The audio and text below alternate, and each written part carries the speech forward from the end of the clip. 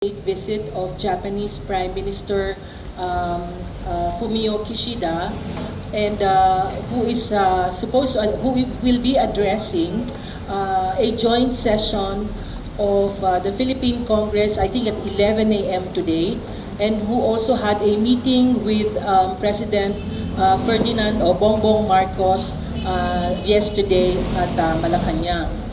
We are supposed to be joined by we are joined here this morning by Ms. Tessie Angsi, who is the lead convener of the Flowers for Lolas campaign, for some welcome remarks. Thank you, Sharon. Good morning, everyone. Isang magandang umaga po sa inyong lahat. Thank you for joining us in this event. Well, for those who don't know, the Flowers for Lolas campaign was formed in 2018 to protest against the Philippine government succumbing to Japanese pressure and remove our statue, our Comfort Women statue located at Roxas Boulevard, corner Quirino Avenue. Okay, it was a very prominent place. In the middle of the night, it was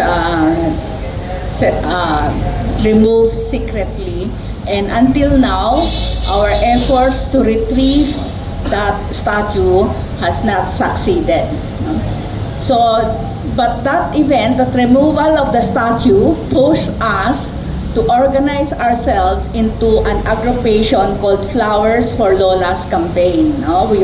We are joined by Kaisaka, we are joined by Lila Filipina, Gabriela, sila Princess Nemenso's group, Women's Health, the Huachi, descendants of the Huachi guerrillas, Tulay Foundation, and Kaisa para sa Kaunlaran.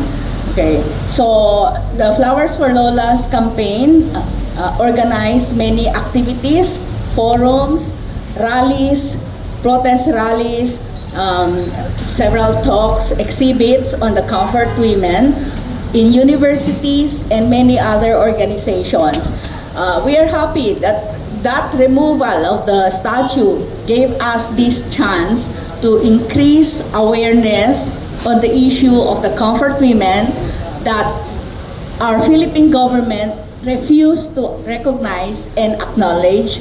So, with the presence of the Prime Minister, Japanese Prime Minister Ishida now, we reiterate our demand that the Japanese government recognize the comfort women and make reparations for them. There are very few survivors left. No? One of them is Lola Estelita here, 93 years old. Okay, so before they pass away, we want the government to finally give recognition to this issue of the comfort women,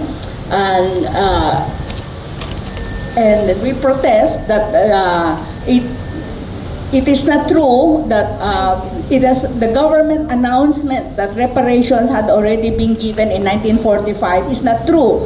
If they refuse to even recognize them, how could reparation have been given when they cannot even acknowledge that these comfort women are here with us?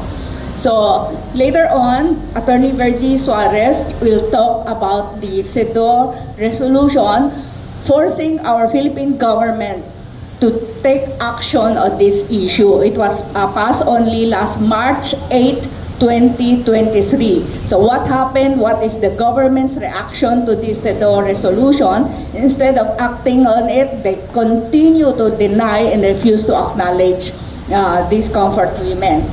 Last and most importantly, we want the government to put pressure on the Philippine government to give back our statue, our comfort women statue, to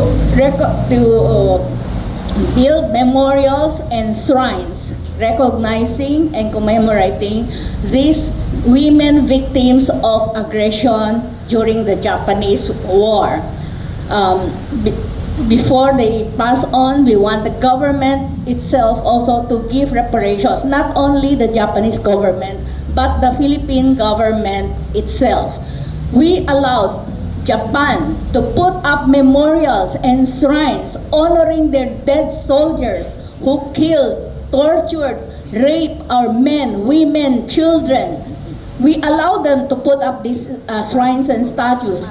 Why cannot the government put up shrines and memorials for our own, recognizing our own comfort women? It is unfair. It is only just that we call on the government to recognize and implement the CEDAW resolution. One of the provisions of which is for the Philippine government to build shrines, memorials, include this issue in the curriculum and history books, and teach children that this thing happened during the war.